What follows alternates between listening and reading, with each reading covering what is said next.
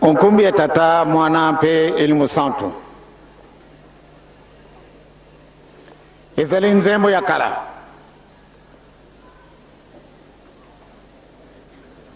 na kamu mingi bomonake tata secrétaire général ye kufuka mawa pamba te amoni nzembo ngo sikasikawa orke bazi na ngai ya maluba ezali na nzembo wana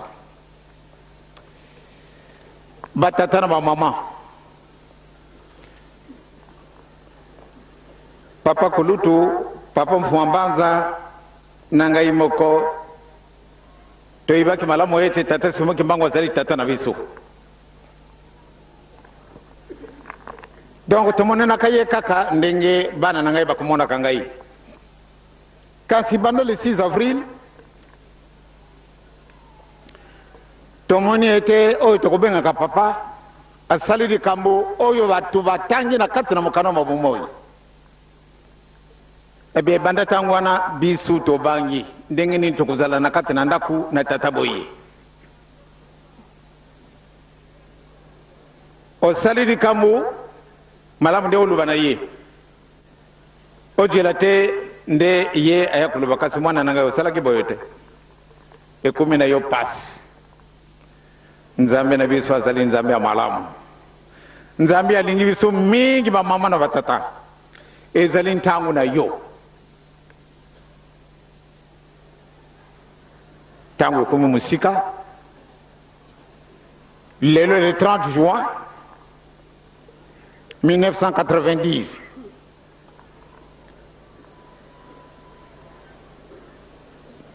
nalobaki ete natala nanu na ndenge mukumba oyo nzambe apesi ngai eske tosali likambo ya kitoko ubie na BBC yango wana nazala kulube ete na kuswa diplome ango nani mutu azani yango na posha wa nani azani yango ayoko pesa na ngai yango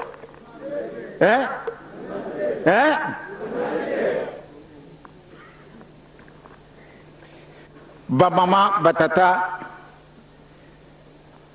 ya solo nalingaki tende na jwa isheki pamba te sokonga na jwa isheki ezali soni na bino ndenge na kulubaka na kuwokisa bino soni te eto kukuma isika ilaka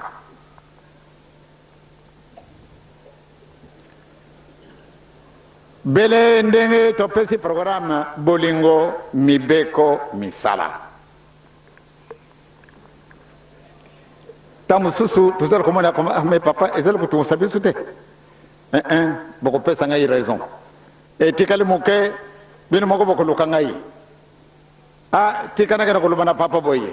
tangu ane kumi na ngai pasi na iyo pote tomonana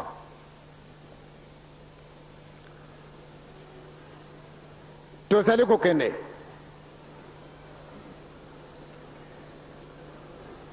bato soka bamona papa kondi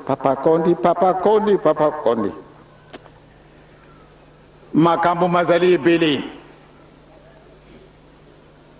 lelo le 30 juin 1990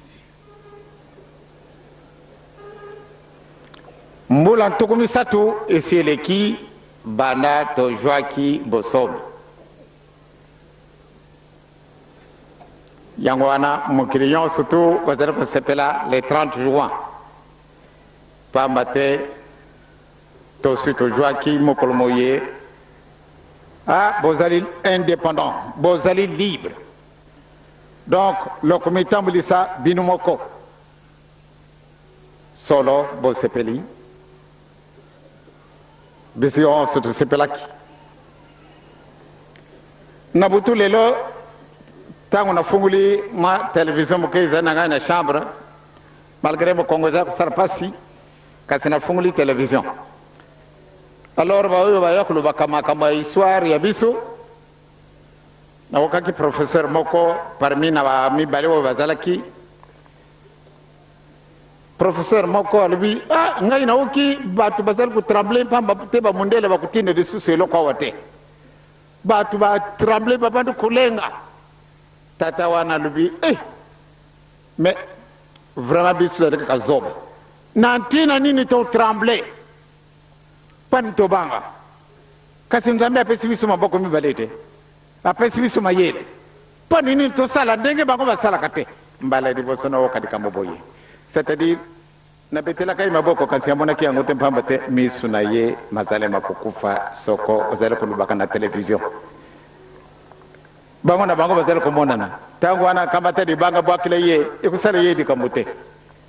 wana ezali phénomène moko ndenge na lubela kabina tangu na kala liwa ezali eloko nini ubie photo ezali eloko nini na sina lubela kabina yango awa kaka pia donc ba mama na batata bankoko na bisu batikila kama bisu mwadi kambo tangu nyonso tu ngai pia bankoko na ngai basumba ki bango na mutabobe sikawa ngana lengi de susu kutikala mombo ya mutabobe te na kamati ndenge kutumi yango esengi na kamati masanga to avertir papa bobe ete tozala ko yakuna papa bobe pe aibi malamu ete tozala kaba mumbu na ye abe akujela biso tangu tokokoma kuna tulbete papa biso toye epai na yo lakisa biso esika biso nongwaki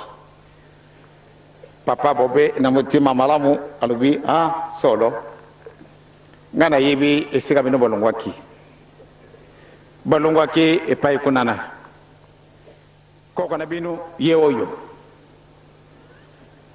donc bokenda kutuna ye sinon bozali bato na famille na ngai te mais mpo na bolungu na bino il faut bosala boye ntango wana ale tokamati nzela tokei esika na koko wana ye alakisi biso tokei kuna ntango kuna mpe baokaki sango deja basi bayibi ete biso tozalaki famille na bango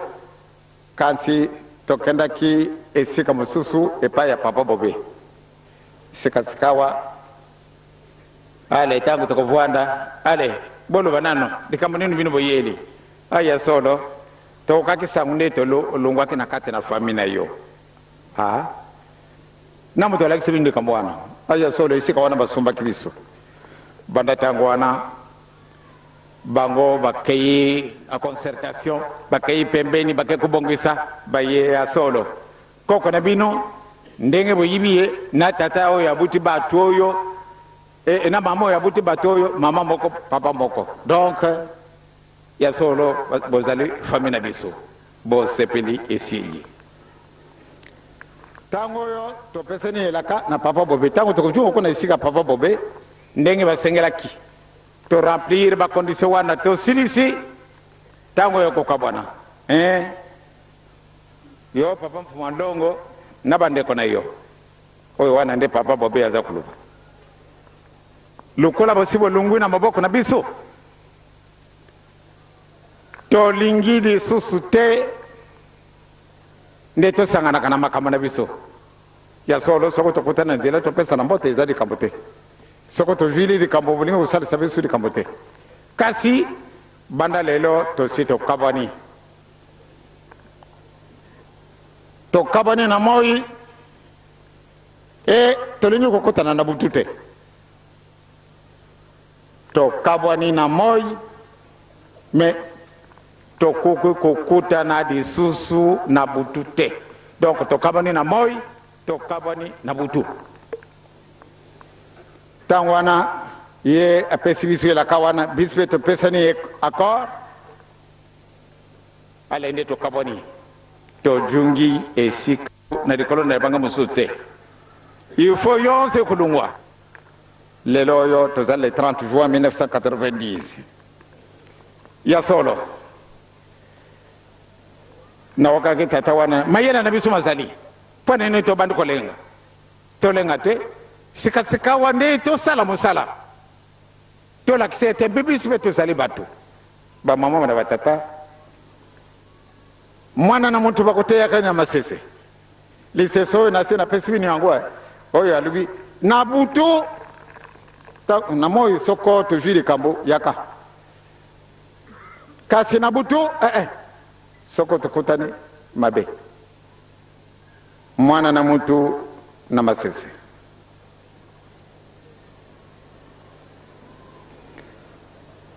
sikasikawa ba mama na ngai batata na ngai bandeko na ngai bana tozali kokende eske bini bolingi tokende liboso obe totikala bene ndengwana na kanisi maloba na ngai na tongo na 0 semana suivre discours ya mokonzi na biso ebe ngai na kamata kama loba na pesiki na papa ya solo soko na kati na bino muto ya kuluba yo papa osala kangari kamboboye yo papa mokolo wana osala kenga kamboyo alors wana ndena jui sheki est-ce que bozali batande ngwana soko bozali te to ibina ndote soko oyo bajinga makamundo yo papa bando kutambulisa musala osala kinga iboye bozalite jete kyoye lubana yemba nanu nzembo oyo malamu ndebo kabona na satana kimbangise oye toti kala kaka na ye ubito kabona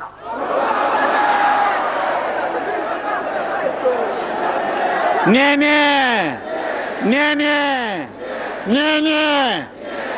okanzembo nyenye okanzembo ale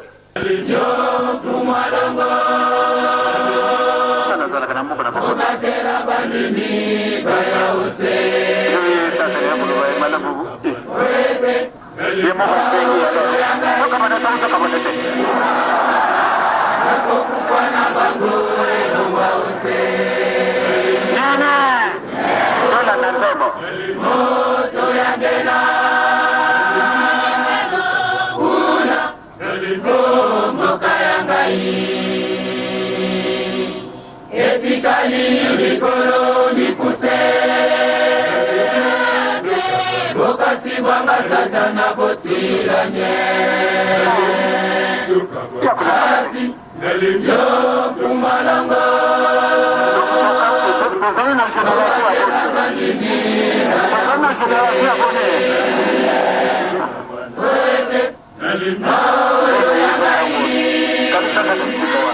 mwana na mtu na masana bango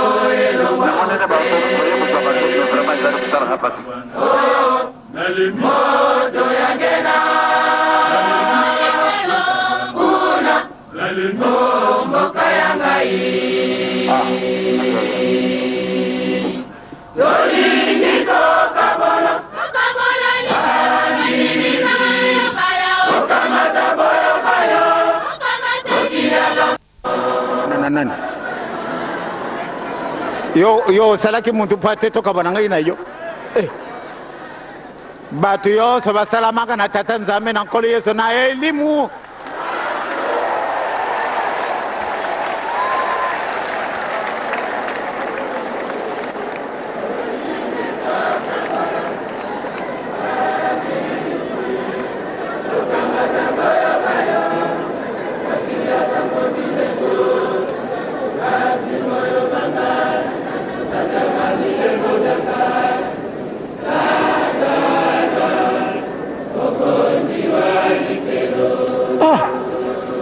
ye satana pesa kibele na mtoto wake ile mwe satana wa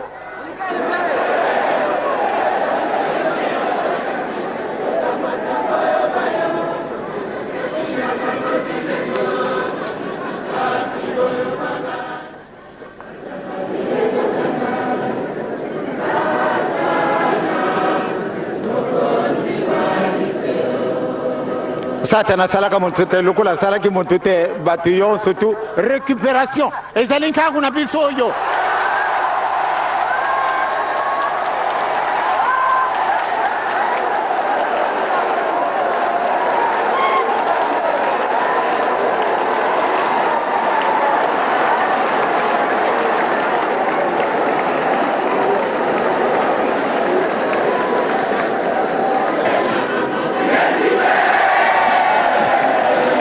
Merci beaucoup.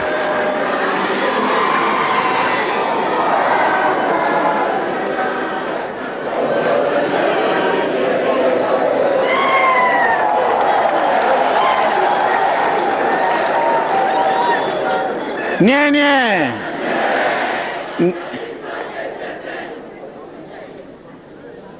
Bagitarise. Soko bolingi bo pesa ngankana ndombe. Nene mwana na muntu bakutea kaina nini na kanisi fuate bona nangai sikawane zana pass.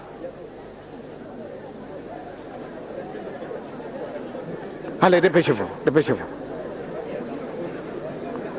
Kanandome.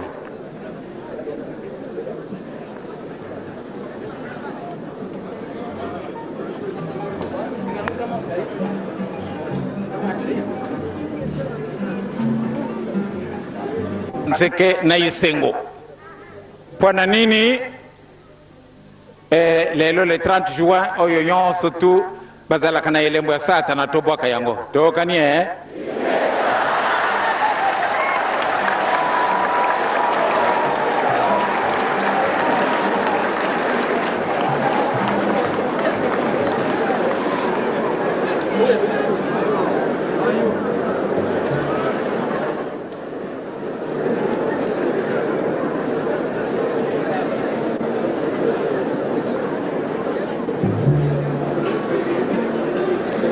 Nie.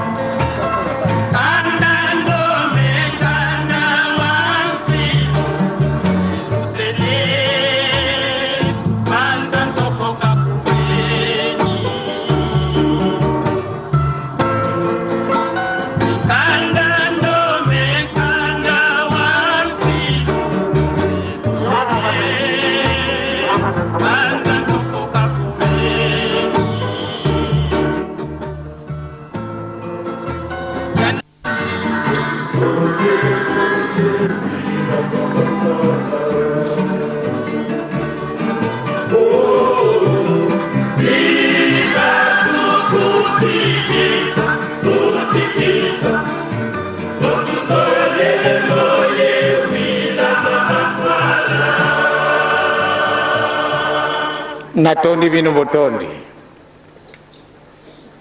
Baluvina biso était l'Afrique et le berceau de l'humanité. Toibiri kamwanda soko toibite. Akasiye tatanza mpwana nini yake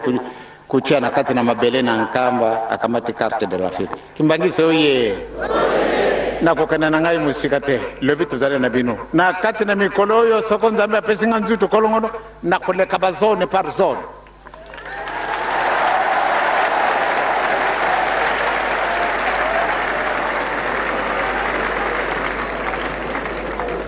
Ngai na lingite moko azala lisusu na elembo oya satana au ya yako senga ngai yemfuma ndongo pesa ngai batuna.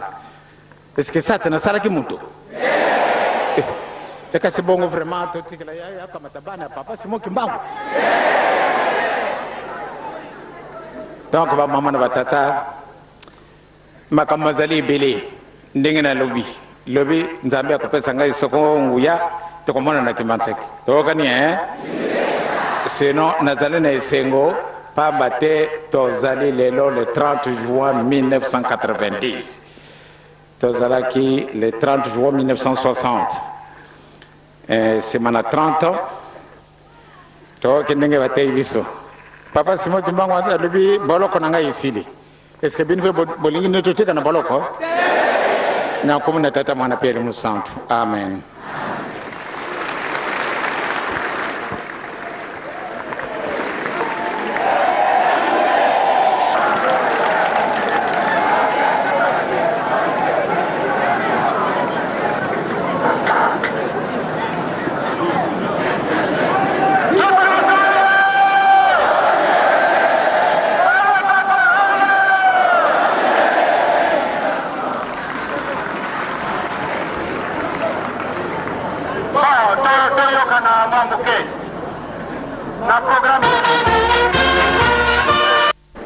Nous célébrons le trentenaire avec faste, car il s'agit d'une célébration spirituelle. Effectivement, les 30 ans que nous célébrons coïncident non pas seulement aux 30 ans de l'indépendance juridique et politique que nous avons obtenue, mais les Kimbanguistes célèbrent particulièrement aujourd'hui les 30 ans, la fin de la période du silence de son éminence d'Anguienda. Une période de silence qui a duré 30 ans. Depuis qu'il a pris les rênes de l'Église jusqu'à maintenant, ça fait exactement 30 ans. Et son éminence célèbre cet événement ensemble avec tous les fidèles. Et voilà pourquoi vous voyez que la journée a revêtu une signification particulière. Mais ce 30 ans de silence, concrètement, qu'est-ce que cela veut dire? Les dirigeants spirituels, ceux qui ont la responsabilité de conduire le destin de l'humanité, vivent dans un monde que nous appréhendons difficilement, nous les humains. Je vous renvoie simplement à l'histoire de l'Église. Notre Seigneur Jésus-Christ, bien que né en l'an 1, a fait 30 ans de silence, silence spirituel, bien que libre physiquement, mais pendant 30 ans, Jésus n'avait pas encore débuté son ministère. Et ces 30 ans-là étaient une trentaine d'années de silence. Nous pouvons l'appeler ainsi, car il n'avait pas encore, même lorsque sa mère lui a demandé de faire le miracle de Cana, il a riposté, il a obéi à sa mère de façon énergique, parce que ce n'était pas encore son temps. Il avait dit. Simon Kimbangu, la même chose. Lorsque, après avoir débuté son œuvre, qui n'a duré que pendant 6 mois, il est entré également dans une période de silence de 30 ans. De 1951, de 1921 à 1951 à Lubumbashi. Et son éminence, qui en fait est la symbiose des deux, vient de traverser également la même période de 30 ans de silence. Beaucoup de gens, effectivement, ont souvent posé la question de savoir pourquoi son éminence ne prend pas de position dans tel ou tel problème du monde ou du pays ou de l'Église. Son éminence a vécu d'abord dans une période de silence de 30 ans, à l'instar de notre Seigneur Jésus-Christ et de son envoyé spécial. Bien, maître, en votre qualité de conseiller juridique, j'ai parié qu'il y a un problème qui risque d'avoir des rebonds dans le monde scientifique. Simon Kimbangu est maire 30 ans après, mais il n'a pas été acquitté juridiquement. Que peut être vos commentaires là-dessus? Il n'y a rien d'impossible à Dieu. Rien ne se fait également par hasard à Dieu. La condamnation de l'envoyé spécial de notre Seigneur Jésus-Christ a une signification spirituelle. Mais sur le plan juridique, Simon Kimbangu doit également être réhabilité, car l'église kimbanguiste est installée auprès de ceux-mêmes qu'il avait condamnés à mort. Ils l'ont de facto réhabilité. Mais étant donné que les archives sont encore entachées de cette forfaiture, il est important et même urgent que nous puissions remettre les choses en place. Et je pense que dans quelque temps, le chef suprême de notre pays pourra nous permettre d'entreprendre cette procédure. Bien, c'est là sous-atteint implicitement que c'est une sorte, la célébration actuelle du 30 ans semble être une sorte d'interpellation ou peut-être de provocation à l'opinion internationale de reconnaître Simon Kimbangu en quelque sorte. Davantage. À chaque époque, à chaque étape de l'histoire de l'Église, il y a une méditation, il y a une réflexion. Et aujourd'hui, ça en est une. Car 30 ans de silence, réellement, correspondent à une période de réflexion, de méditation. Et nous devons en tirer toutes les conséquences. Bien, révérend Loutadi, là, vous êtes le secrétaire général depuis les temps difficiles. Wembonyama, Acoste Lobik Ngobila. Vous voyez à travers notre caméra les fidèles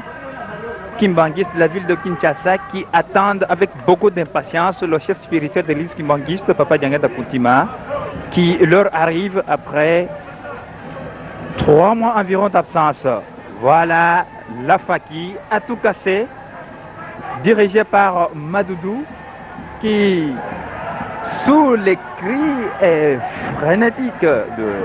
les cris extraordinaires, sont en train de manifester leur joie à l'endroit de l'homme qu'ils chérissent tant. Je parle là de son éminence, Papa Diangenda Kuntima, troisième fils de l'envoyé spécial de notre Seigneur Jésus-Christ.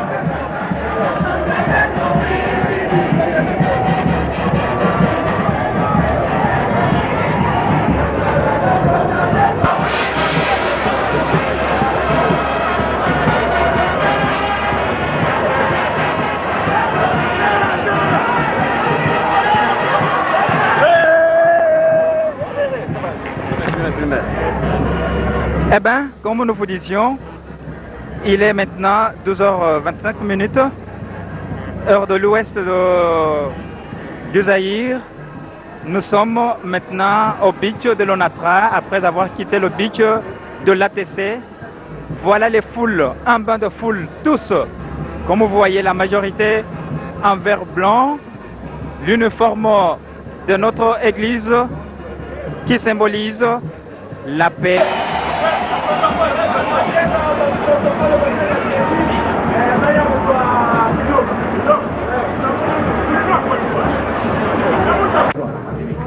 L'opinion chinoise beaucoup fait de commentaires sur votre absence prolongée au pays. Peut-on connaître les raisons de cette absence prolongée? Eh bien, mes chers amis, je crois que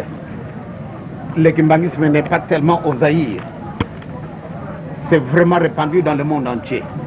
Et si je devais encore rester, je peux rester encore jusqu'au mois de janvier l'année prochaine. Mais j'ai tenu à ce que je puisse regagner le pays du fait que j'ai entendu un peu beaucoup de bruits qui se sont propagés pendant mon absence ici. Et tout a été dit. Je regrette infiniment de ce qu'on soit arrivé à ce stade-là. On a parlé même de votre santé. Eh bien, la mort, je ne sais pas. Quelle est l'impression que je vous donne? Je vous repose la question. Très bonne santé. C'est-à-dire, vous savez, nous sommes de pauvres gens. Et la santé matérielle, nous en avons grandement besoin. J'ai soigné la santé spirituelle. Si aujourd'hui vous apprenez que je suis mort, vraiment ne regrettez rien. Pourquoi? Parce que ça, c'est la voie à tous. C'est lui qui échappera à la mort, je ne le connais pas. Puisque Jésus, que nous connaissons être le Fils de Dieu, il est mort. Mon père, c'était un homme, malgré on ne le connaît pas, et que nous considérons que vraiment notre Dieu, il est mort. Alors moi, où est-ce que je veux finir? Je suis dans ma 73e année. Le bon Dieu nous a donné cette vie parce qu'il a voulu. Donc tous ces bruits qui se sont répandus, et les gens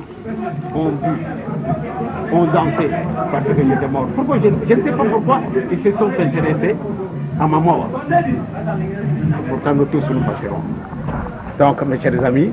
mon séjour prolongé, c'était pour prendre contact avec tous ceux qui sont de nôtres et qui sont à l'étranger. Et c'est pour cela que j'ai bien voulu amener avec moi nos pasteurs qui dirigent la France, celui qui dirige la Suède, celui qui dirige la Belgique. Je les ai pris avec moi. Sinon, vous savez, cela ne devait pas vous étonner quand vous devez voir que je suis resté un peu longtemps en Europe. Je pense bien qu'en 61, j'avais fait la même chose. Je suis resté un peu longtemps pour l'Europe. Et je suis reparti. Et j'avais besoin de repos. Depuis 12 ans, je ne me suis pas reposé. J'ai travaillé 24 sur 24. Au lieu de me le dire, ils ne me le disent pas. Sinon, je ne connais absolument rien pour n'importe qui, que ce soit pour Jean, que ce soit pour Paul, que ce soit pour n'importe qui. Je n'en veux à personne. Je ne veux de mal vraiment à personne. Je ne jurie jamais quelqu'un. Et j'ai beaucoup aidé. Depuis 1960, j'ai créé des écoles, malgré ces écoles semblent être encore dans des positions qui semblent être négatives, mais j'avais fait mon possible, parce que, comme je disais, nous n'avons pas de vache mère. Nous devons nous aider nous-mêmes. Donc, heureusement que je suis allé en Europe, j'ai découvert beaucoup de nos anciens élèves, et qui sont des grands docteurs, et qui sont des grands personnages. pour moi c'est une joie. Quand ils me disent, papa, c'est grâce à vous. Vous ne me connaissez pas, moi je suis ingénieur à ceci, je suis ingénieur à cela. Eh bien, pour moi c'est ma joie d'avoir aidé. J'ai construit des dispensaires. L'hôpital, vous-même vous le voyez à Kimbansek. Je pense bien que j'ai quand même fait du bien, mais les gens doivent jubiler parce qu'ils apprennent que moi je suis mort. C'est vraiment triste. Mais moi je suis content. Je suis parti vivant à l'étranger et je suis retourné vivant dans mon pays. Et à la fin de ma vie, le 22 mars 1918, quand j'étais né, on m'appelait un ange. Pourquoi un ange? Même vous, même n'importe qui. Quand un enfant est né, on l'appelle ange. Eh bien, quand j'aurai terminé mon passage ici-bas, je pense bien que je partirai tout haut, tête haute. Pourquoi? Parce que j'ai fait ce qu'il fallait faire pour plaire à mon Dieu qui m'a mis au monde. Donc je partirai aussi de l'autre côté vivant. C'est-à-dire que les gens ne donnent pas une fausse interprétation. Ils vont dire, ah, peut-être il ne va pas mourir. Non! Je vais mourir matériellement, même spirituellement, je vais rentrer vraiment dans cette position spirituelle que j'ai longuement préparée. Je suis dans ma 73e année, mais tout le temps que je suis resté en vie, je me suis démené pour plaire à mon Dieu. Et cela ne veut pas dire que je n'ai pas de péché, mais je me prépare jour et nuit pour essayer de plaire à mon Dieu. Donc quand je vais partir, je vais rentrer vivant tel que je suis venu vivant. S'il vous plaît, maintenant c'est le time Lingala. Ah. Nous avons joué le Lingala ici. Ah.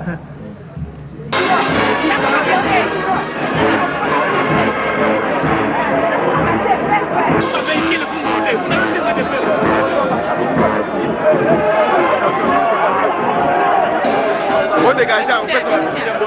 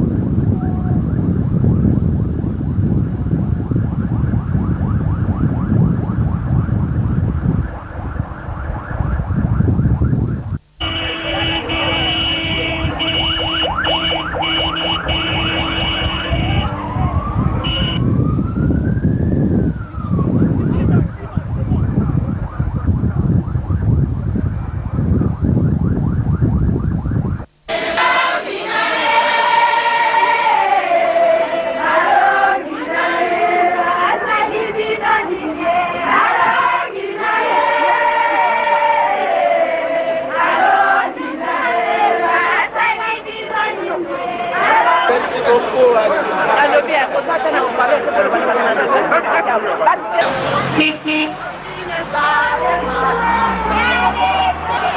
Le Lupelo, communément appelé par les kimbangistes Papankulutu ou bien Papambuta. Vous voyez les foules de kimbangistes qui sont accourus ici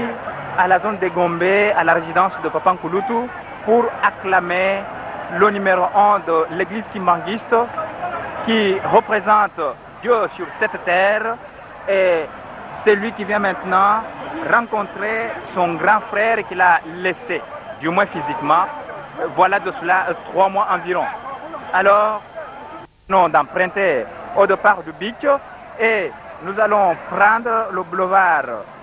Kasavubu, de Kasavubu, Sayo, jusqu'au centre.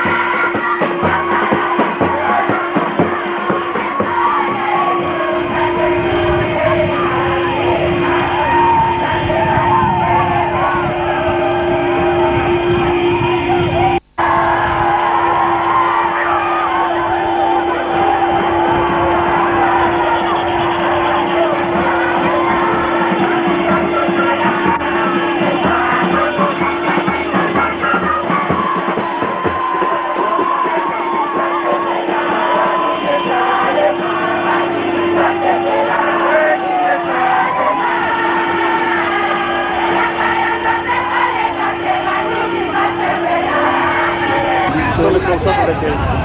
quand nous voulons faire notre entrée,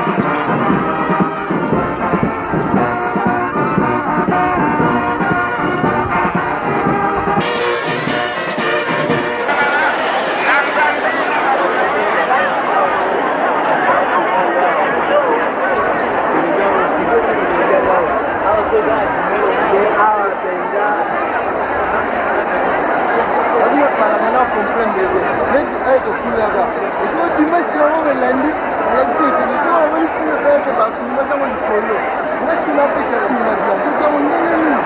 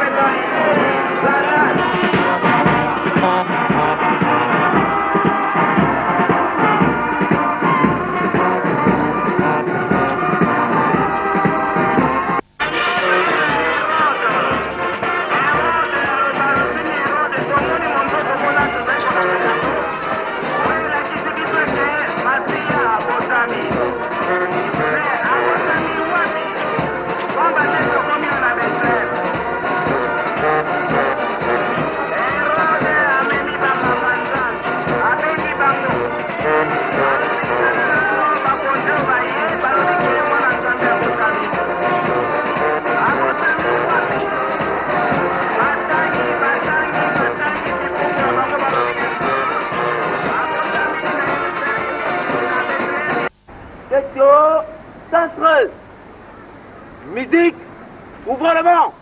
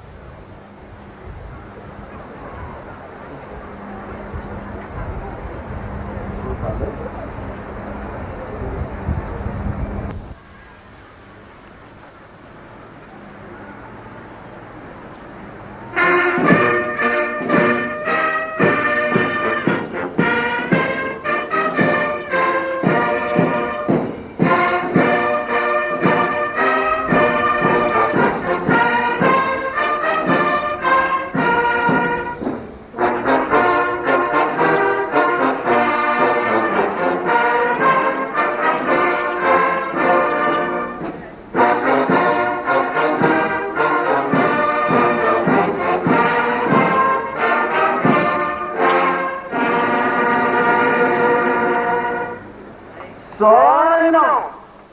Papa Diageda Kountima, chef spirituel de l'Église et chef suprême des éclairs humanistes, à l'occasion de votre retour au pays, après une grande tournée spéciale dans des pays européens, la jeunesse humaniste et ses fidèles, plus précisément nous, l'unité spéciale Papa Kuyela de Mongolo, vous souhaite la prospérité et la longévité. Que votre pérenne dans le entier. Papa, l'unité vous invite de venir porter le foulard et de passer la coupe en lui. C'est le commandant de tout l'honneur de Bagnon de l'unité spéciale Papa Kuyela de République d'Isaïe, le breveté en masse foraine, le commandant Tessa Bonde.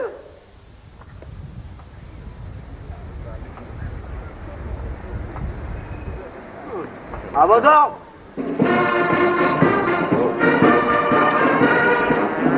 Ça va.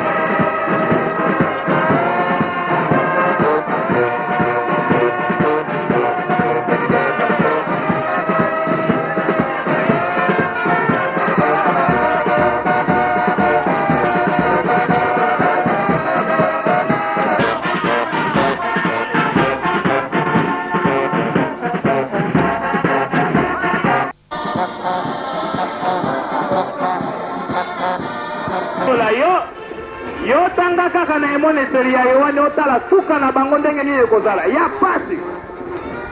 yo sambela yika mpiko longola na okanda na motema relation na ya tata nzambe ezala po ete moyini akufa soni nyonso tozali komona ezokosalema na mokele mosiuka lwenge te bo bakwiza mokokela baninga na biso bazwaki likambo ya nzambe o moto otomboki na pana après-midi na masanga mbili après-midi tala nano verité na dossier na yo oza ndoki te ozali magicien te lulende ezali na yo te soko ozali na yango donko tokosotoka bazali tokokwea nzete ya mbila lokola oyo bakweyaki na ntongo bambuta na biso aye bazalaki na ngango raubwila teka okombola raubwila teka okombola lobi esika okokweya lokola biso tolaki bablamblamo esika okwela bambuta nano longola baputiere nyonso po elamba eboyeba te ete ngai na tobimbo mingi tolibongisi bapapa basali nyonso po ete tokota na likolo batikeli biso baswani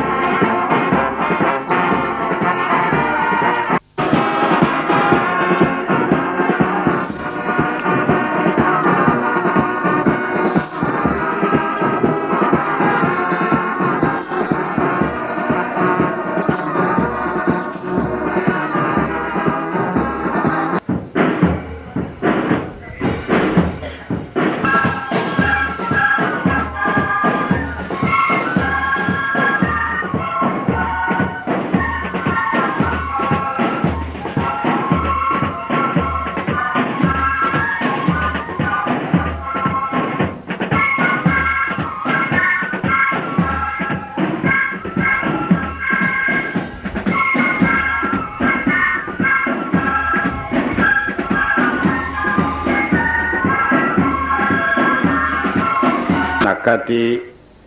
na section na biso obe na zone na biso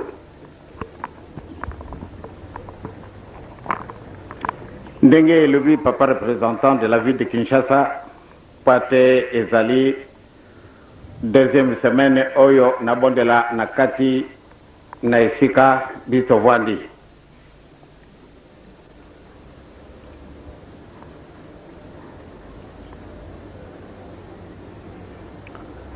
soko lelo na vi moyen na ya kobondela wantina ezali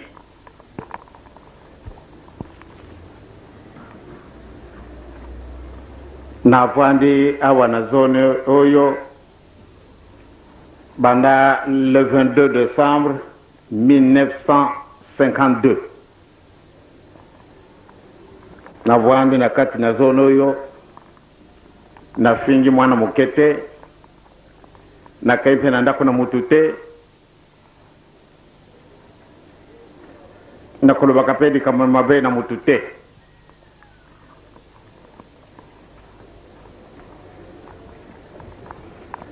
soko mwana moke alobi ete mutu oyo afikaki ngai ayaki koyiba biloko na ngai nasalaki mutu wana akosi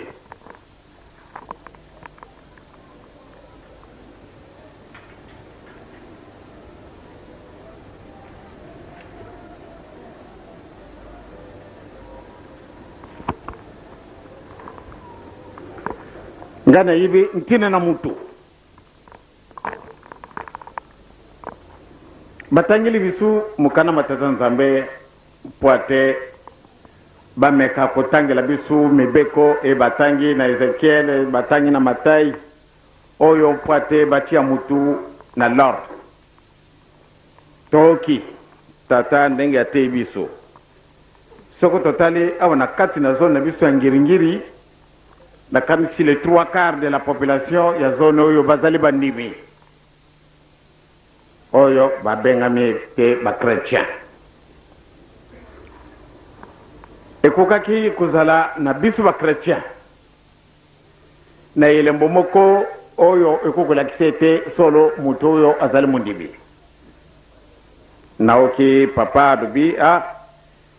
kimbangisi 100%. tolani nani nakanisi baba Simon Kimbangu asalaka ba opération ya ndenge na ndenge au point de vue spirituel alakisaki ateyaki biso kitoko akai na ye koswanisa mwana mokete akai na ye koswanisa mokolo te mwana mwasi te mwana mobali te riche ou pauvre ou bien moto oyo abengi ete azali intellectuel ou bien oyo ayekoli te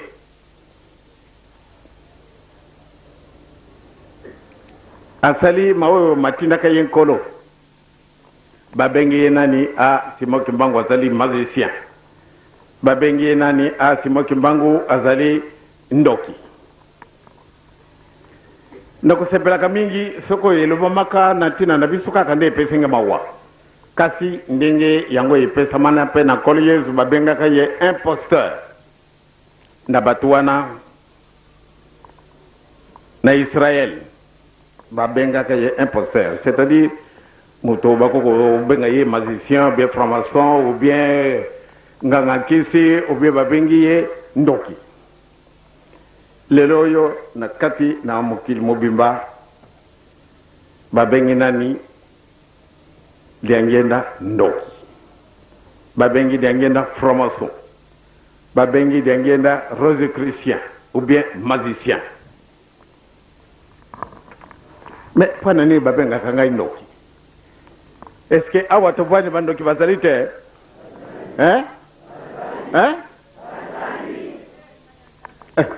na oke kutuna balubi ebele boke na mokana matata nzambe na bibeko balubi ete koboma te bandoki bazali soko bazali te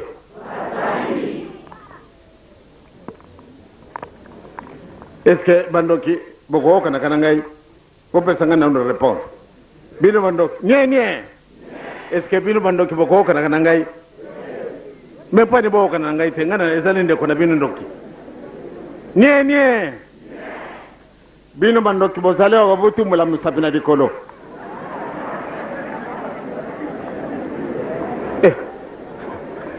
mpamba te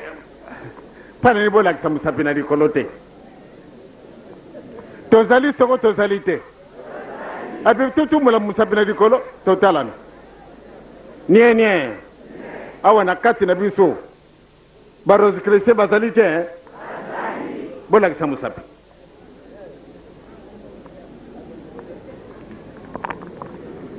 ba magicien bazali soko tozali te onzambe kasi na mibeko myango milubi ete kusalela nzambe mususu te ye nzambe tolandaka azalaka nzambe ya jaloux alengaka banzambe mususu esika ye azali te tokutangaka soko tokutangaka te mpona nini tozali lisusu bandoki tozali ba rosicrucien tozali ba magicien tozali mpe ba franc-maçon kukamwa me bato wana nde bakokaka kolinga ngai mpenza mingi nde bato wana nde bakolingaka ngai mpenza nayebi te nakanisi nini okokobima libanda mpona ekoluka eloko te pamba te mokolo na mokolo bakoya kopesaka biloko kolia bakopesaka biloko nyonso bazali nanga mpusa pamba te nazali moto ezala kozwelaka bango bato ebele kasi bato wana balingi ngai te eloko nini na ngai na bango tokokanaka te soko natali bandako mosusu ezali oyo ezingi biso mingi batundi na banyoka na kati na bandako na bango olie balinga ngai balingi ngai te mingi ba franc-maçon batundi kasi balingi ngai te mpana nini balingaka ngai te moto tosalaka kompani moko alors balinga ngai te ndenge nini wana ndenge balobaka ete les oiseaux de même plumage ils volent toujours ensemble et kasi bango ba franc-maçon balingi ngai te toki papa mawete représentant de la ville oyo grand marabout alobaki mais grand marabout ye asalaka mosala nini grand marabout asalaka mosala nini soko ba mutabobe wapi mutabobe akumaki kabaradi munene na Grand Marabout alubina ye ngai nazana mbongo Grand Marabout na jwaki ye na pesi enda kwa lala atunda kina ba million sandu kona ye ba bobida ba mutakala mvuila soko batu boni wana bomema kiango rien que de l'argent et kasi alubi était mon ami yo aye yo zana musala mingi okutunga ba hôpital okutunga banda kwa nzambe okutunga ba classe kasi mbongo zana yote mawe soko lingie ngai na kupesa yo mbongo ebele na lingi na pesa yo mbongo ebele soko lingi ngana lubiluba kaka mutamuntu nanda kuna ngai na centre d'accueil wana to vande bisibe bale pa mata linga kete mwasine ya sala wana alinga kete pende ba mutabobe va sala wana mutamutu soko olingi vraiment ezani ngo facilité tikana no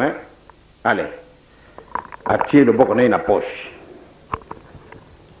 abimisi mo soir moko ya pembe allez atie ngo na mbele wana alebi sadi nakula kasayo kasi na lubi tendo ndi mangai alebi kitaka mutima luba kaka ngana jo ko yo tawa kamba ti muswara alebi nakula kisayo ndenge wana kukujwa na mukolo moko 80 millions na mukolo moko alebi luba kaka mutamutu naweza kutala kayo ntangu soko kamunini ale papa na bangie obanga ni tuzalaka bisime bale kubanga te ndako nanga pe na sina kangi ba porte ba fenêtre climatiser ezala ko pesa biso mpiawa kasi mpona ni atali ya lubi nazali kulenga yo Grand Marabout za kulenga na kina nangai kubanga te luba bon sikasika so kamati muswar wana okamate bilungi 87 85 bilungi dessiné na muswar wana kamata poudre moko pakula ngona dikolo soko pakuli kamati malasi moko chi omoni ndako na yo nyonso itundi na mulinga wana tango kusila okumona na ilungi moko bakopesa yo 1 million kasi natali yo zali ndenge nazali ndenge nini kubanga te kamara lubaka naza koka yo soko de kamuni na mboni pardon de kamuni no bangi nini ni na yibakate soko na yibakinde yo ndo zana yo ndenge boye ne vraiment isalinga mawa na woki mawa pardon papa pardon kufunda ngaite na kufunda yo na papa te kubanga na yote papa zali awa ya solo azali papa benga bakamara ndo bayana bango ite lakisanga ndenge kusala kambongo ndo mbongo na ngai zali ya mabe mikolo nyonso alalaki na ndako na ngai azalaki kulia mbongo na yete l'hôtel na mutafutaki nani atambu malomete moko asumbaki na mbongo na yete alibi na ngai yete pape mbongo wangu ezali ya mabe satra mutakupesaka soko tangu na yiba nazalaki mwana moke na yibete papa simoki mbango azali nde nakota kinanga na ngumba na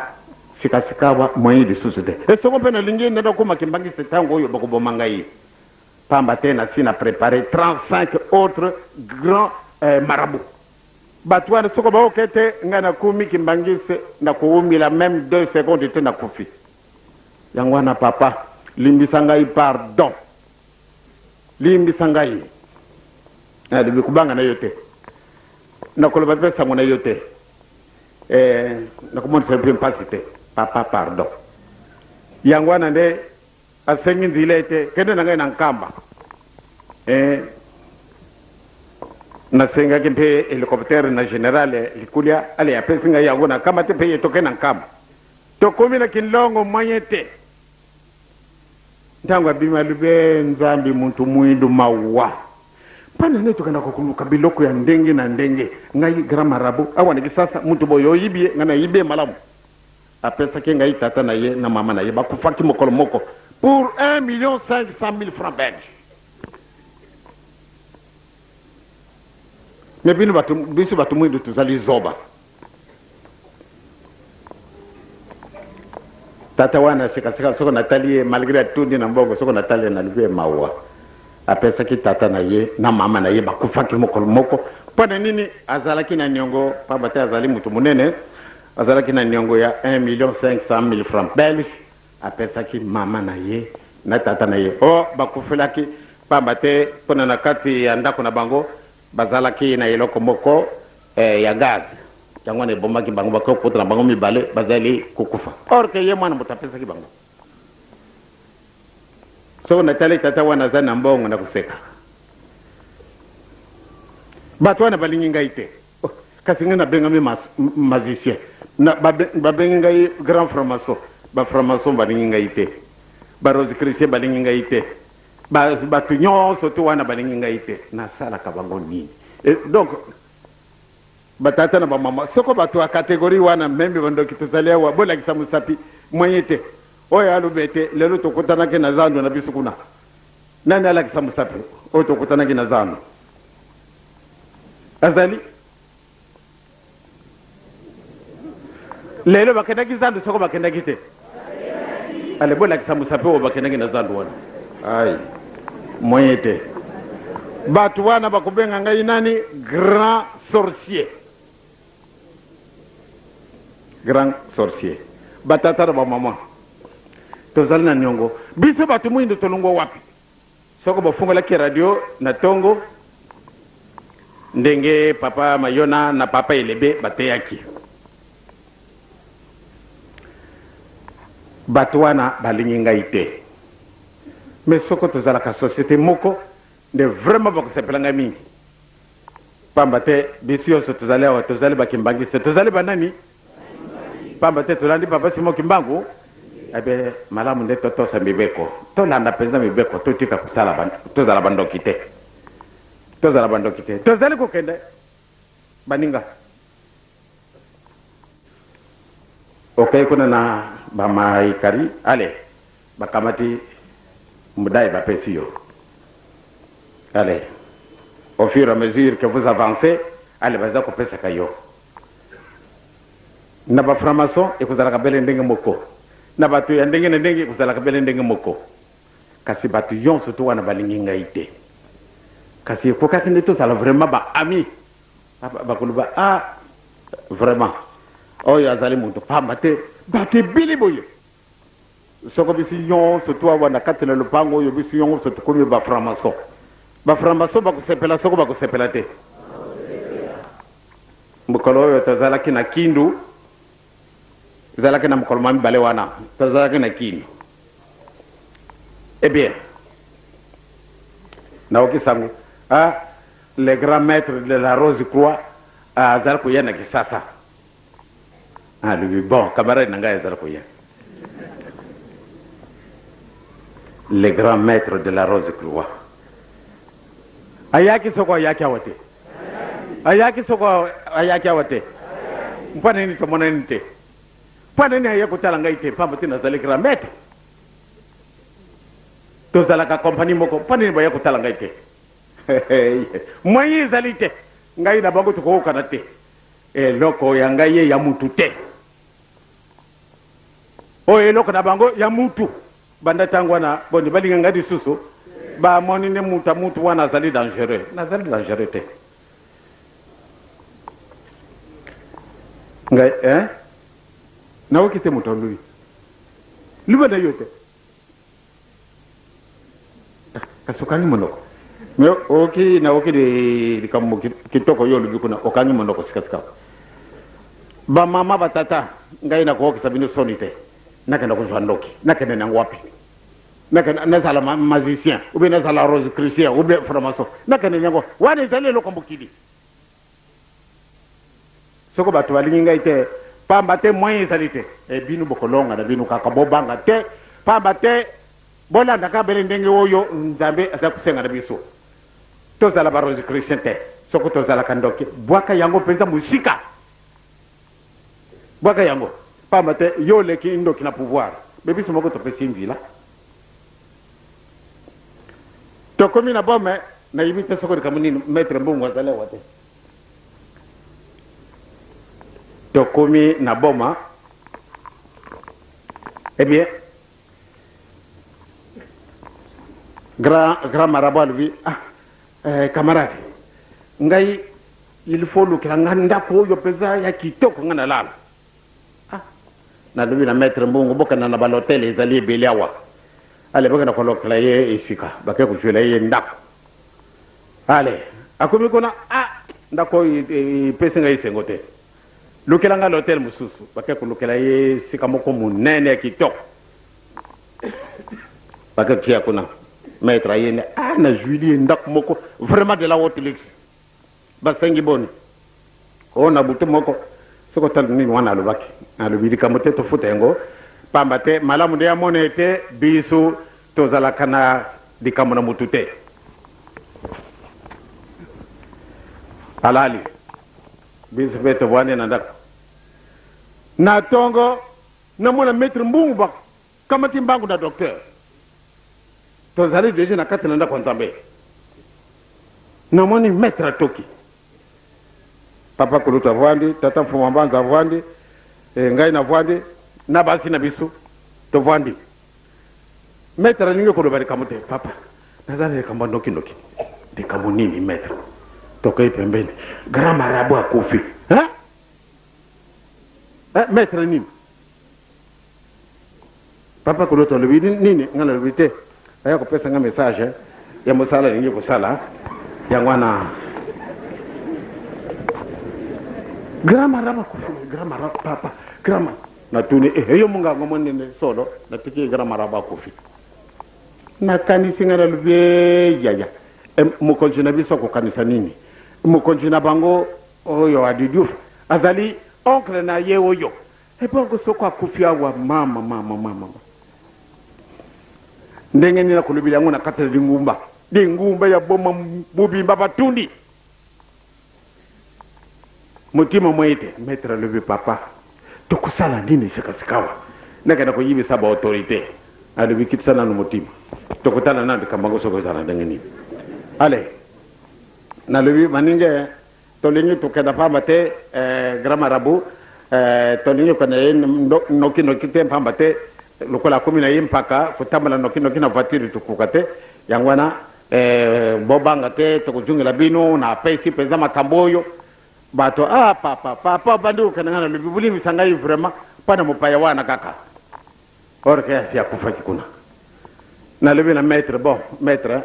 esikasika munganga lobi nako établir attestation ya likuwa na ye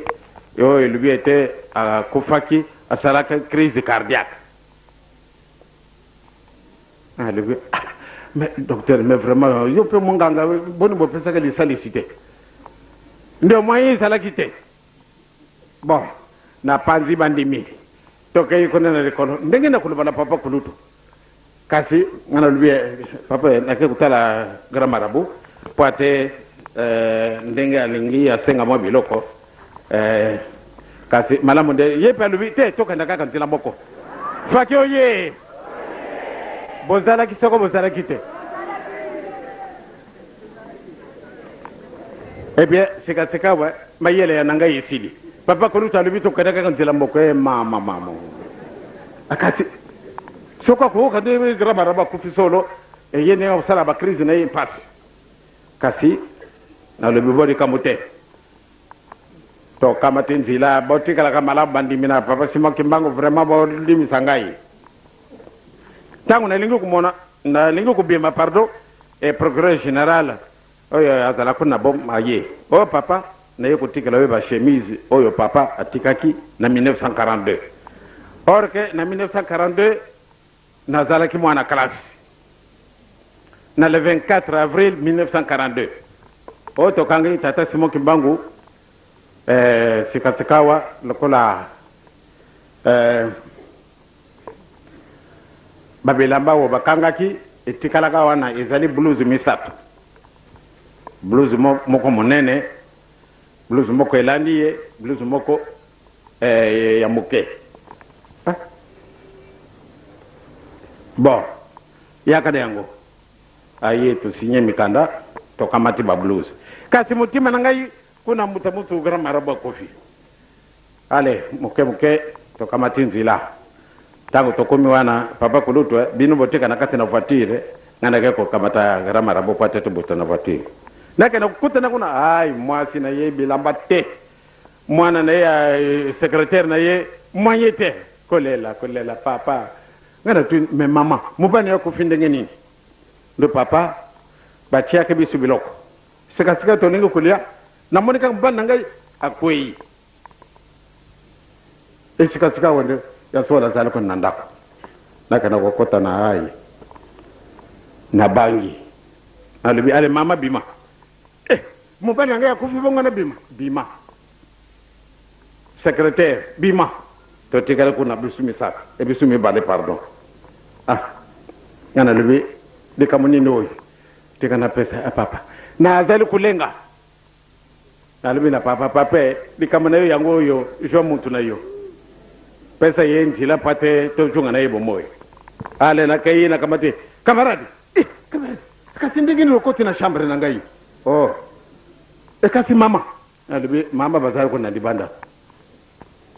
yo bimile wapi kasi na koti na porte kasi ngana lungu wapi yo kenda ki wapi ndo la sangana no mwasi na ngai na noko na ngai batata ba mama yango yo kana ngo musikate ale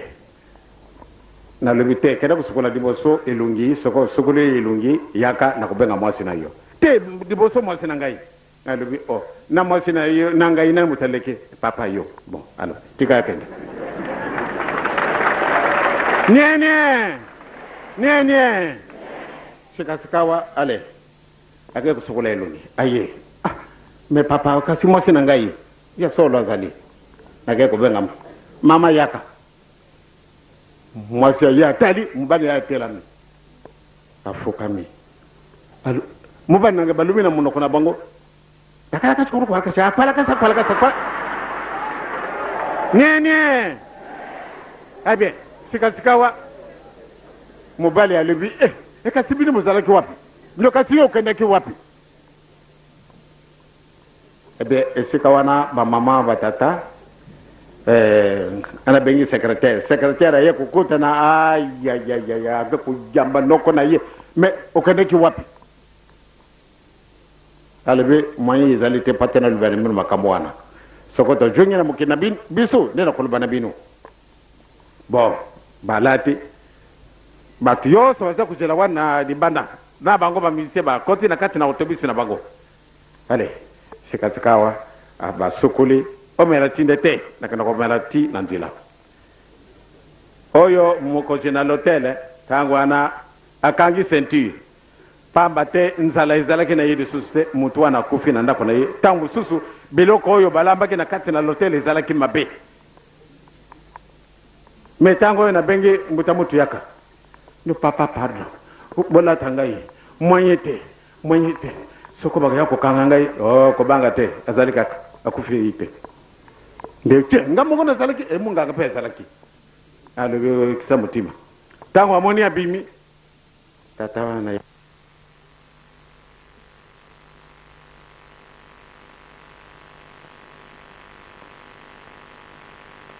nzambe azali kaka nzambe ngai mayele certificat na établir yango yi ali apasu di certificat wana batata ba mama grand marabu azali mutu andenge mususu orke azalaki na ntina akamatika kabakata médaille alati singai au grand champion de la paix ngapena chika tia ngona kingu dikambute eko mema ngai wapi batata ba mama kobanga na yo te solo ekokumaka lokuta te elokuta mpe ekobongwa na solo te nzambe akozala satana te satana mpe akozala nzambe te soko bato wana bakolingaka ngai te ntina ezali kanti ngai nasala moto mabe te osala ngai mabe solo nakotala yo kaka natali bato oyo babokaki lopango na biso bango wana nyonso bilungi na bango etelami wana ebongo soko nalingi kasi nakosala bango mabe te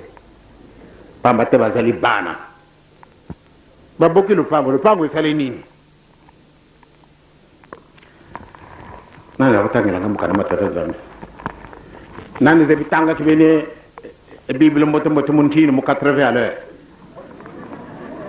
Ah papa, ça c'est très bien là. Kikongo oh wana pe Kikongo ka ni amuta Bible lingala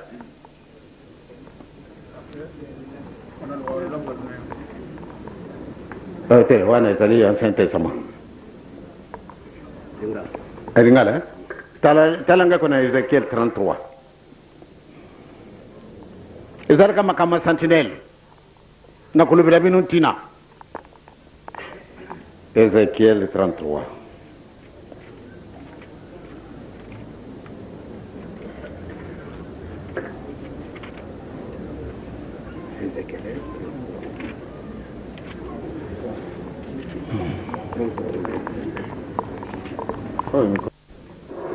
na kwenye wataalamu wana problemu tatu tulikutana na Ezekiel mukabakuru sana misato deloba na yawe ebimla kinga ete mwana na moto solola na bato na yo pelola bango ete na ntango etuye isangai mofanga na likolo na mokili soko bato na mokili yango bakamati moto na moto na kati na bango mpe basansi ye mokengeli na bango mpe soko mpe amoni mofanga kolia na likolo na mokili mpe ajuli na libieno mpe akebisi bato boye soko moto ayoki lotito na kelelo mpe akebi te mpe mofanga ebimi mpe elongoli ye makila na ye ekozala na moto na ye na moto ya nani na moto ya nani bolanda kaka dikamo kutokei ye ayokaki lotito na kelelo mpe akebaki te makila na ye ekozala likolo na ye mpenza soko nde ye akebaki mbe abikisaki bomoi na ye aha tshela nano esika wana batata bamama namoni baboki lopango na biso napesi bino totangi mibeko mokolo nyonso tokutungusaka bino na mibeko wana mibeko ezali lokola namoni bati bafer à béton bafer à béton wana pate otindika eske yango ekokweya donc mibeko mizali lokola fer à béton mpona bondimi na biso lupango wana soko yango ekweyaki pamba te batiaki fer à béton te mondimi tia liboso mibeko bongo makamanso nde bondimi na yo ezali nsima na mibeko pamba te soko vraiment otamboli na mobeko te mokolo wana mopepe moke eyeli ye ekwesi yo toki ndenge papa atei biso awa soko bondimi na biso ezali na mibeko te soko nalobi yenga nazali kimbangise 100% mibeko mizali te ya lokuta mosala ya pamba pamba te bayibi malamu nde koboma te kofinga moninga te koyiba biloko moninga te kosala ekobo te ndenge bango balobili yango koloba matatulo ya lokuta mpana mosala na yo te manso wana tokotangaka ezali po te bolendisa bondimi na biso donc tozala bana na mibeko tozala bandoki te soki ozalaka ndoki yo ozali kimbangisa vraiment osali mosala ya pamba mpona nini osi oyibi malamu de po te ozala ndoki il faut otangisa makela na bato oro biso tozali bana pepo simoki mbango ngai balingi ngai te pamba te nalingi na ngai kozala ndoki te nalingi na ngai kozala rosichristien te nakozala magicien te nakozala franc-maçon te pamba te ezali biloko na mokili nazali oyo tata apesi ngai donc yo moto olandi papa simoki mbangu zala mwana na mibeko zala mwana na botosi biso tokoyiba eloko moninga te mpa nini baya kobuka lopango esali bango nini balopango ba ezali ebele awa babuki yango pani baponi oyo ya biso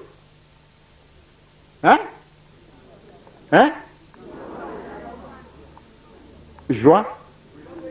lopango ngo mpe ezali kitoko te me mpwana nini babuki kaka bele lopango na biso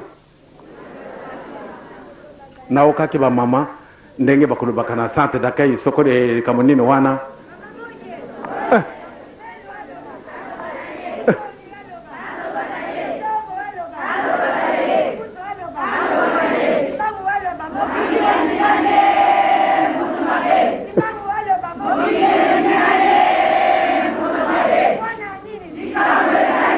mwini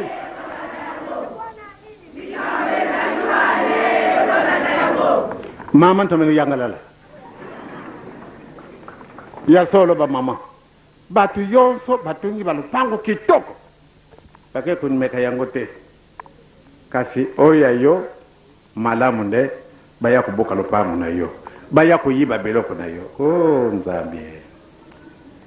atuka boni totika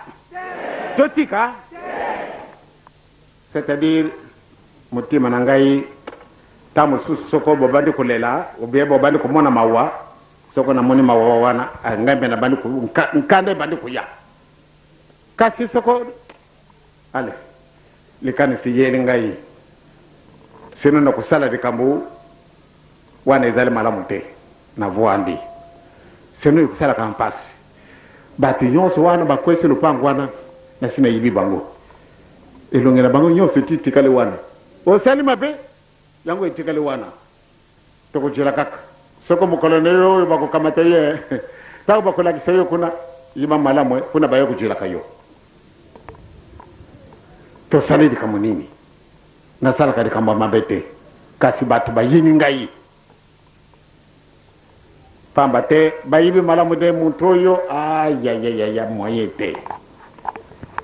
bakenda kubwaka mabanga na likolo na ndako na ngai nasali nini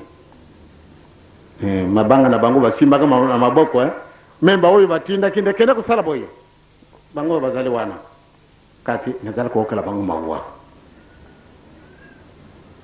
soko mukolo de kambo kuyawa na kati na mukili tango na bokuluka ngai lelo ba nyokoli ngai penza ndenge mususu kasi nazali kuoka mawa muntu mwindo alungwa wapi tala mpasi zana mutu mwindo ndenge towoki batei bisowa na mawa isali ngai mondele azali kobongisela biso nyonso tu makambo maso mondele kaka eyo osali l'université ozali grand ingénieur osali likambo nini ozali mpe magicien ozali mpe franc-maçon ozali mpe rose chrétien kasi okosala eloko te ntango tozalaki na nkamba bana balungwaki na kimbele bazalaki boni bana wana balungwaki na kimbele tozalaki mbuta nzawu ou bien mbuta bobe batu wana bana wana bazalaki boni o balwaki ete biso tozali ndenge nini bango bazali banani bazalaki boni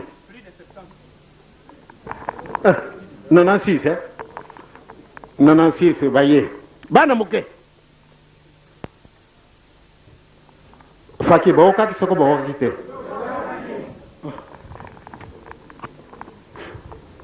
bango balubi mwana muke wana lubi papa ngai bele tata na ngai mutatesa pesa ngaki ndoki wana ya lakisaka ngai na sala aviateur kasi tala na belamba ya lati ye tata na ngai bilamba yo se pasuki kasi na mutu to komi ba gentleman yango na papa esali musala ya pamba na azali aviateur moko kusekana te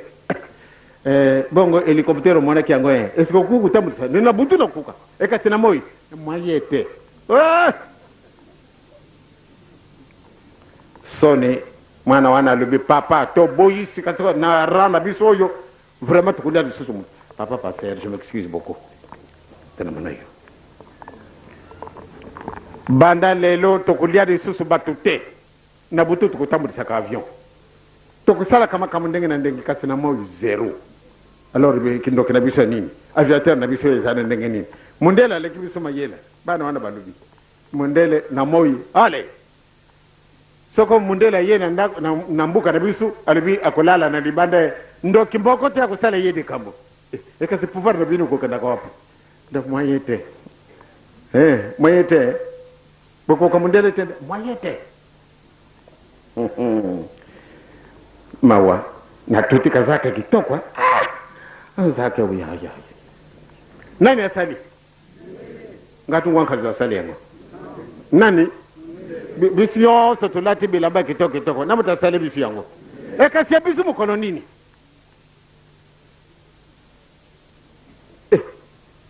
basava bazali te ba oyo bazali ba ingénieur ou bien soko ba docteur ba ndenge na ndenge tozali soko tozali te ata mbuma ya kinini mwaya kosala yango ezali te mawa muntu mwendo mawa ezali soni kasi talana na kusala mabe noki pesa 80 l'heure to bongisi te to kaki yango yezo alaksi bisudi kama moko nde yango ezali pasi te yango ezali nango pasi te papa alobaki na ngai alobi Joseph ntango tomoni avion ezali koleka na likolo natali likolo mundele vraiment azali ekumemaka kilo munene boyo ezali koleka na likolo tata atali aseki ngai alobi mwana ale akamati kanifu akamati babambu ale alobi tala montre na yo nanataki montre alobi ezali 11h05 do tala kaka ndenge na kokatela bambu oyo ndenge na tala kaka montre na yo alibi kasi papa nungi akamati bambu noki ale asale ndenge bokusala ka mapapu ya avion ale abongisi tulingai nasali minute boni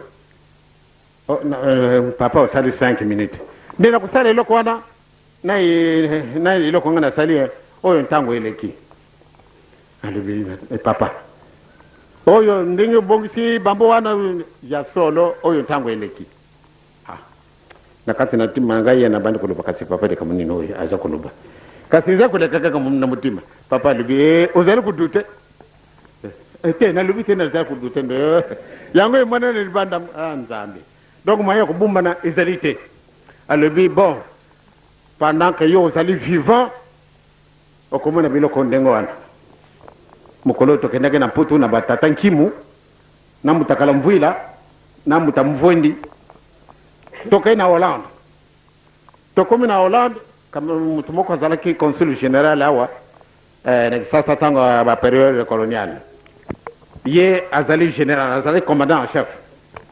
tango okende na komi na Hollande alubi bon tokai na kutala nanu lisinga bakosala ka ba avion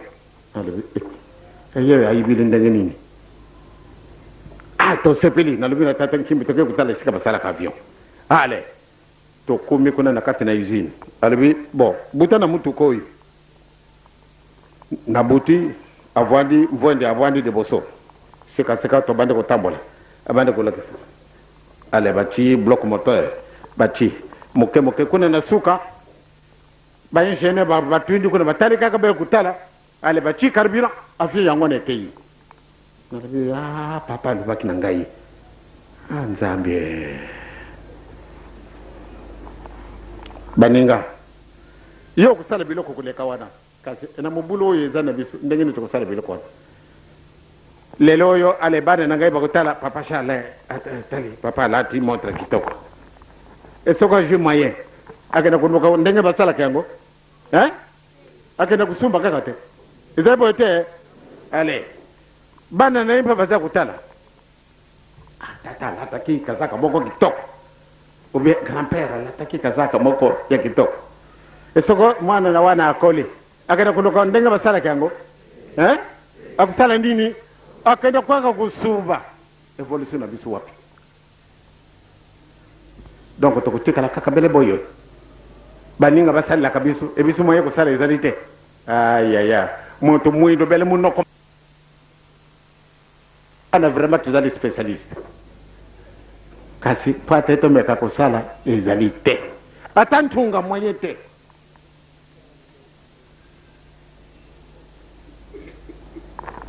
moto mwindo alongwa wapi aussi longtemps to miyibi te to longwa ki wapi vraiment zala na yo ndenge nini Pana mbongo. Oh, grand marabout Kimiango. Grand marabout lui. Mon ami, cet argent n'est pas bon. Ce n'est pas. Et quand si mbongo est belé au kusala ngonini. Le kola na moni yo. Oh yanga ina kuliango di susute. Oh, yo l'hôtel, ok, kamata chaque nuit. 4 000 par jour, par nuit. Kouliate, Kouliana, il faut balamba dans mon compte 87. Moutan de rek na kotikaka. Moi, n'est-ce qu'à faire, il faut qu'on a sumbila yé. Kasimbongo est belé. Mon argent n'est pas bon, mon ami. Donc, je ne peux pas manger cet argent-là. Il nous a bien. Il c'est natina. Yo, ce qu'on a salaki, c'est comme sous na kukulia. Kasinanda kuna yo na kulia mbongo yote. Oh. Na kuluka mbongo tuzala kamalam. J'ai eu une mauvaise situation. Alors, ndengeni oyo natika la kabena pasi wana. Allez, ok, kuluka sika ba basala ka bimpiato ubando kulia. Wana nde tuzali makasi. Kasi batu wana bakulenga kanga ite. Pwani balenga ngaite. Tuzala ka kompani moko. Bando tumususu nazala kutala bayinda mikuyinda mendo batu mwini. Tena kulakisa musabile lote. Tango oyo nazali mpwa tango kuteya. Pate mutu abongisa. Mutu te bongisa ma. Pamba te bisu batu mwini tumona ne bisu lukula biloko bizangi tina. Bizabo te. Kasi. Tena kupona te. Tota mibeko kabanu biko boma te. Yang wana soko tangi kaka batu mususu soko bauki ala yinda mi. Abandi kutara kana se ngarusi kansonga lembo te nakulakisa musapitango yote vraiment tango kupona te nazali kuteya soko mukolo wana balubi te tango kulakisa misapi atata nakuzala kususu makabaradi te bawe bakubakala gamba bange pamba te basiba hivi malamu nde mukolo mususu nakulakisa bango okima te okenda kubumba na wapi nzila izaleka kamoko mi balete donc c'est quand ba mama nangai batata to consolider mirwana poate yango yekwea te soko ba yekupusa yango ekokwea te pamba te bibende bizali na kati donc bibende ya mondimi bondimi na biso ezali nini mibeko ezali nini donc soko mibeko na biso mizali makasi ya solo bobanga na biso bino te tokolonga na biso kaka batu nyonso baza kubakela ganga mabanga na kuswa bango kaka balabala soko to kaisi kana cimetière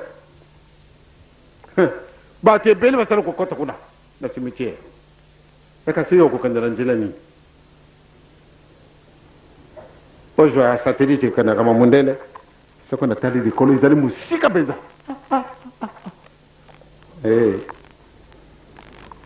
mukolo wana yango usimbi boyo usimbi likolo yango izala kama musika te kasi mpwana masumu na bisu likolo izali musika yango wana toka matabi bende president makasi pate to chena kati na bondimi na bisu miru na bisu ekoya te na komuna tata mwana pia ni musanto amen.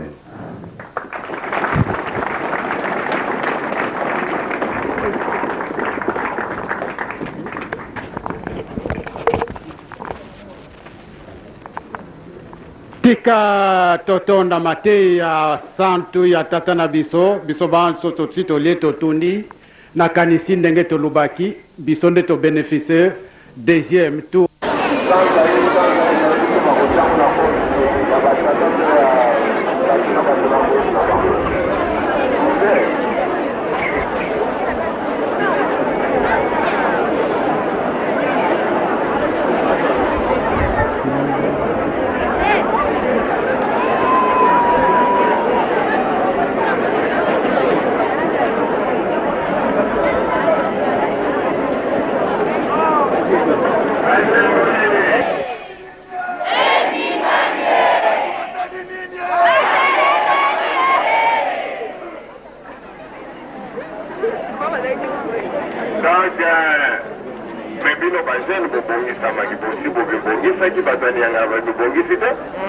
Ebongo.